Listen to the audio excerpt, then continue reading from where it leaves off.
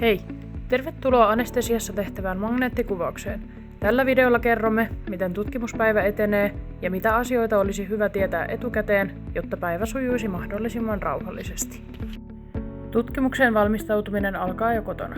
Iltapäivän jälkeen ei saa syödä, mutta tarvittaessa lääkkeet saa ottaa pienen vesimäärän kanssa. Kuvantamista varten on hyvä valita rennot ja yksinkertaiset vaatteet, joissa ei ole metallisia osia, kuten vetoketjuja tai nappeja.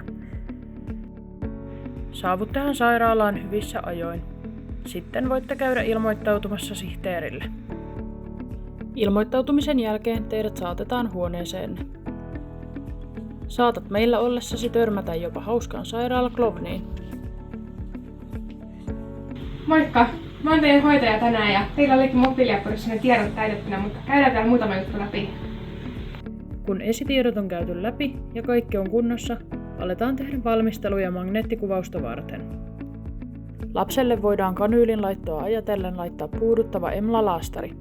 Lapsen paino katsotaan lääkkeen annostelua varten ja tarvittaessa vaihdetaan sairaalavaatteet. Lapselle annetaan nopeasti vaikuttava rauhoittava lääke nenään.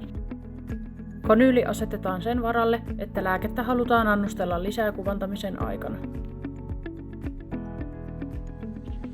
Näiden valmisteluiden jälkeen lapsi kuljetetaan sairaalasängyssä kuvantamiseen. Läheinen saa halutessaan tulla mukaan saattamaan. Lapsi nostetaan potilaspöydälle henkilökunnan toimesta ja kuvantaminen aloitetaan jatkuvasti lapsen vointia seuraten. Läheinen palaa hoitajan mukana lastenosastolle odottamaan kuvauksen päättymistä. Kun kuvantaminen on ohi, voi läheinen tulla hoitajan mukana hakemaan lasta takaisin osastolle. Useimmiten lapsi on vielä unessa ja hänet tuodaan sairaalasängyllä huoneeseen asti.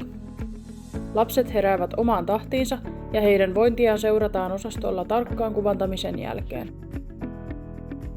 Voinnin ollessa hyvä, koittaa vessassa käynnin ja syömisen jälkeen kotiin lähdön aika. Tavoitteenamme on tehdä tutkimuspäivästä mahdollisimman turvallinen ja rauhallinen sekä lapselle että perheelle. Mikäli teillä herää kysymyksiä, henkilökunta auttaa mielellään.